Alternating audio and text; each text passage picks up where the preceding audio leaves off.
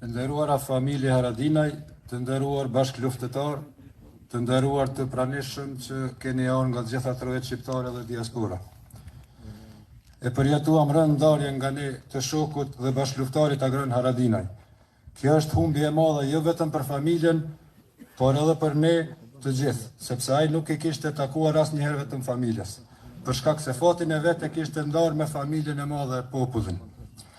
Agroni tërë jetën e tij e kishte në shërbim të atë dheut, dhe nuk ka se si të mos jetë kështu, sepse angazhimin për vendin e tij, së bashku me Nasimin, por edhe familjarisht, e kishte trashëguar nga babai Ismaili. Para luftës si burgosuri politik më i ri në moshë në Jugosllavinë e atëhershme. Gjatë luftës së UÇK-s ndër luftëtarët më të zot të saj, ndërsa pas luftës me kontribut të madh në shtetëndërtim.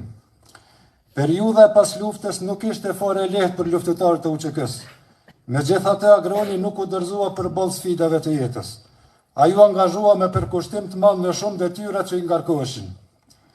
Ai kishte kohë që vunte nga një smundje e rëndë e cila i ishte shkaktuar nga eksplodimi i një rakete të hedhur nga aeroplan të ushtrisë serbe në bombardimet në fshatin Prilep Deçanit.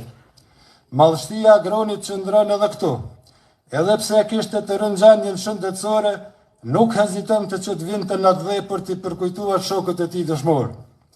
Është e vështirë të ndahemi me njeriu që të gjithë e kemi dashur, por kujtimi për ty do të jetë i përjetshëm.